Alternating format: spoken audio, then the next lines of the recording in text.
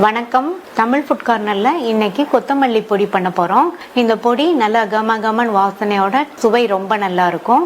சூடான சாதத்துல இந்த பொடி போட்டு நெய் அல்லது நல்லெண்ணெய் விட்டு சாப்பிட்டோம்னா ரொம்ப அருமையா இருக்கும்.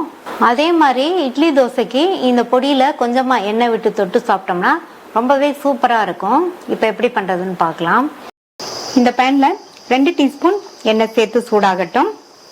எண்ணெய் சூடாயிடுச்சு. அதுல 12 காஞ்ச மிளகாவை சேர்த்துட்டு மிதமான தீயில வச்சு இந்த மிளகாயை நல்லா வறுத்துக்கலாம். மிளகாய் கருகிராம பார்த்து கவனமா வறுத்துக்கங்க.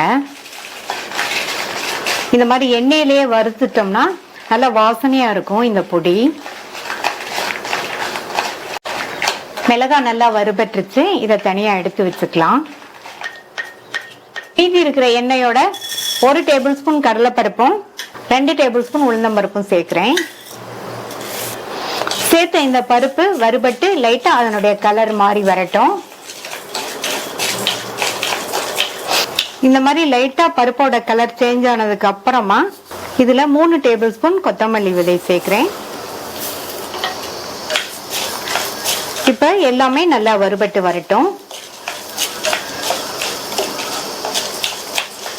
இப்ப நம்ம சேர்த்த கொத்தமல்லி விதை நல்லா மொறுமொறுன்னு வறுபட்டுருச்சு. பருப்புமே நல்லா பொன்னிறமா வறுபட்டுருச்சு. இந்த அளவுக்கு வறுத்துக்கங்க. இது கூட அரை கைப்பிடி அளவு கிளீன் பண்ண கறிவேப்பிலை. கறிவேப்பிலையை நல்லா கிளீன் பண்ணி நிழல்லையே காய வச்சு வச்சிருக்கேன். அதையும் சேர்த்துட்டு இதை நல்லா மொறுமொறுன்னு வறுத்துக்கலாம். ஈர கறிவேப்பிலை போட்டோம்னா நல்லா மொறுமொறுன்னு வறுபடாது. இப்ப கறிவேப்பிலை இலைகளும் நல்லா மொறுமொறுன்னு வறுபட்டுருச்சு.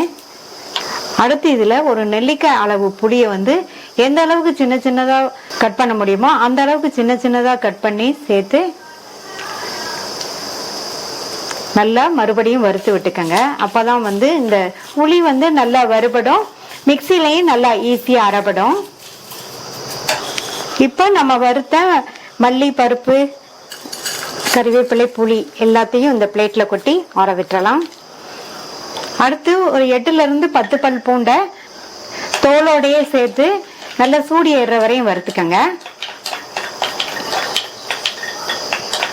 பூண்டு வறுக்கிறதுக்கு எண்ணெய் எதுவும் சேர்க்க வேண்டியதில்லை. சேர்க்காமையே வறுத்தா போதும். இந்த பூண்டை 2 நிமிஷமா வறுத்தாச்சு. இதையும் தனியா எடுத்து வச்சுக்கோங்க. எல்லாம் நல்லா ஆறுனதுக்கு அப்புறமா இதை மிக்ஸி ஜார்ல சேர்த்துடுறேன். இது கூட இதுக்கு தேவையான அளவு உப்பு சேர்த்துட்டு லைட்டா கோர்ஸா இருக்கிற மாதிரி அரைச்சிட்டு வந்துடலாம். அரைச்சாச்சு. லைட் கோர்ஸா இருக்கிற மாதிரி அரைச்சுக்கங்க. அடுத்து இது கூட நம்ம வறுத்த அந்த பூண்டை சேர்த்துக்கலாம். இப்ப இதை 2 சுத்தி எடுத்துட்டு வந்துடலாம். பூண்டு சேர்த்து நல்லா இந்த மாதிரி 1-2 தெரியுற மாதிரி அரைச்சுக்கங்க. பொடி நல்லா கம கமன் வாசனையா இருக்கு. ட்ரை பண்ணி பார்த்துட்டு உங்க கமெண்ட்ஸை சொல்லுங்க. இது வரைக்கும் தமிழ் ஃபுட் கார்னர் சேனலை சப்ஸ்கிரைப் பண்ணாதவங்க சப்ஸ்கிரைப் பண்ணிட்டு பக்கத்தில் உள்ள பெல் பட்டனையும் கிளிக் பண்ணிக்கங்க. தேங்க்யூ.